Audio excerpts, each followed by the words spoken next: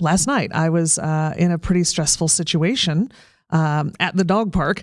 It had nothing to do with the dogs or anything. I was on my phone. It was a stressful situation, and I found myself leaping up from the bench where I was sitting and walking really fast. My dog just walked with me, but I was like, whoa, I feel really good right now. And the stress was moving through me, and I thought, this is it. This is what it's about.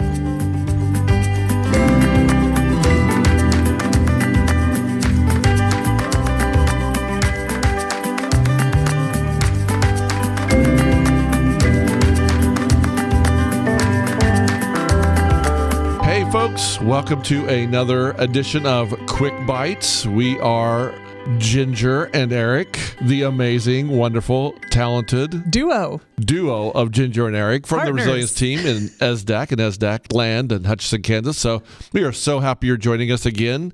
And we have some great topics we're going to record today. And our first one is about regulation. I know, surprise.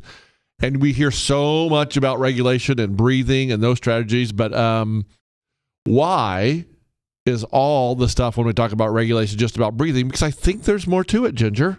Yes, there for sure is. Listen, I think that if you're listening to this podcast, you're probably a little bit ahead of the game, right? Yes. I would like to think so. I think that the normal, casual, everyday listener doesn't just tune into this for fun.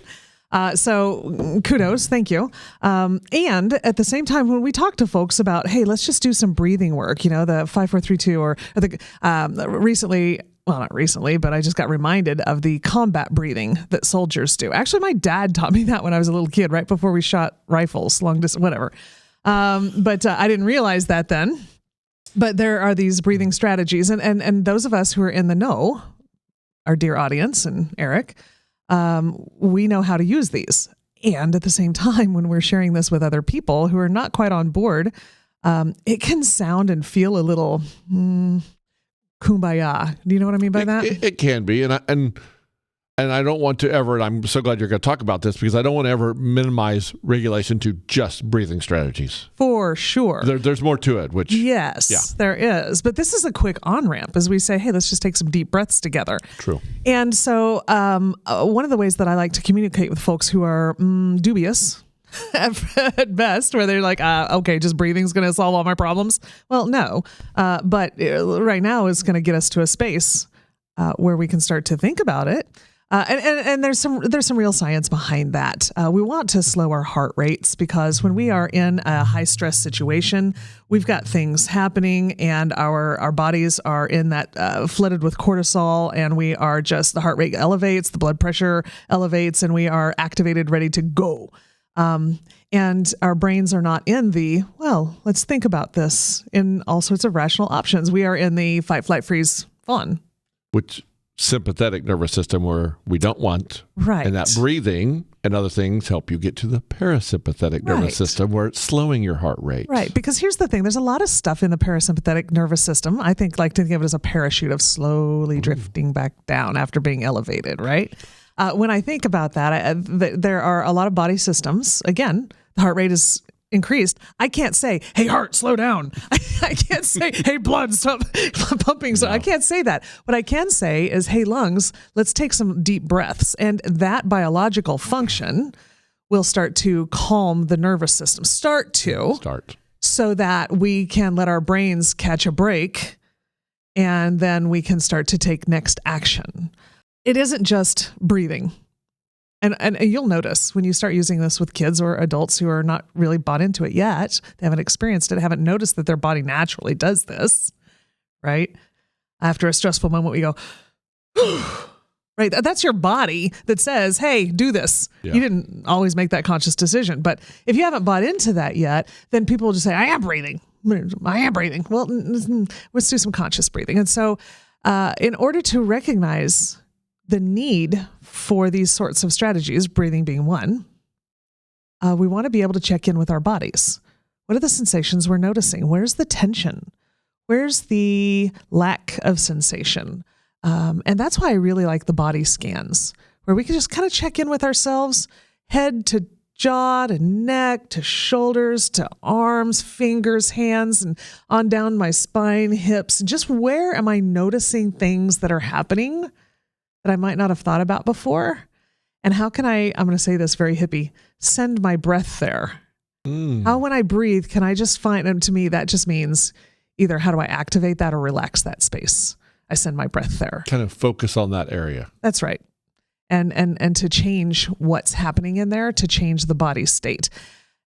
Those of us who've not experienced that sort of experience, I don't know if only I knew words.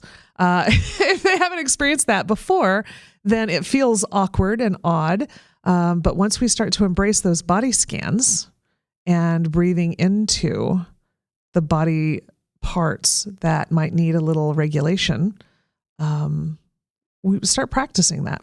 And you'll notice that things start to change in your nervous system. I don't know. Is this what we were asking? Is this It is. And my follow-up or my wonder that you could comment on it, I feel like when you talk about regulation, yes, breathing is important. There are so many movements important. Mm-hmm. It's a regulatory pattern, rhythmic, repetitive. But I'm also wondering, and I want to make sure I get this order right. The more we start digging into noticing the sensations in our body, we can probably start to connect when I get mad or when I get anxious or when I get nervous or I get sad or I get afraid, there's usually something happening in my body, whether it's your face is red, whether your muscles are tight, whether it's your heart's beating faster.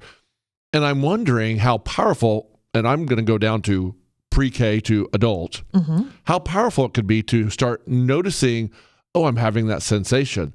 I'm having this feeling. And maybe before that led to some actions that weren't maybe always safe.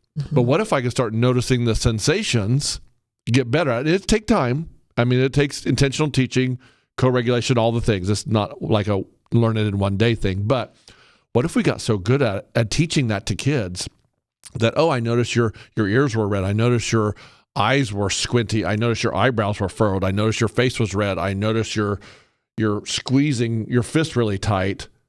What feeling are you having? Help them start to make that connection.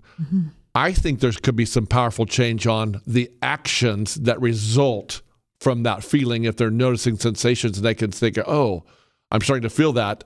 This is the strategy I should use. Yeah, what we're doing is we're interrupting that ABC, the antecedent behavior consequence pattern, and throwing in a recognition of sensations and emotions. And so then we can interrupt maybe a behavior from happening. Yeah. I don't know about you, but when I started noticing sensations in my body, I started recognizing that when I get really angry, people think about balling their fists. I don't. My fingers get really stiff, and I don't know why. It just is. And to find that sort of thing is important to me. I fidget with my fingernails when I'm feeling some sort of way. Last night, I was in a pretty stressful situation at the dog park. It had nothing to do with the dogs or anything. I was on my phone. It was a stressful situation, and I found myself leaping up from the bench where I was sitting and walking really fast. My dog just walked with me, but I was like, whoa, I feel really good right now. And the stress was moving through me, and I thought, this is it. This is what it's about. I can do something with this. And I think it really is about listening and tuning in to what your body's telling you. Yeah. Yeah. When we don't, then things start to either explode or implode. And we see it and we experience that. And then we have regret later. Yeah. Which is the cycle we're trying to interrupt with intentional teaching and teaching about regulation, noticing, and breathing. So, hey, folks, if this stuff is intriguing to you, if you want more information, please reach out to the resilience team at ESDAC at any time. We are always happy to share some resources and some things we've created around noticing your sensations and regulation. It is truly how we want to change the world. So thanks for joining us for this Quick Bites, and we'll talk to you again soon. Thanks.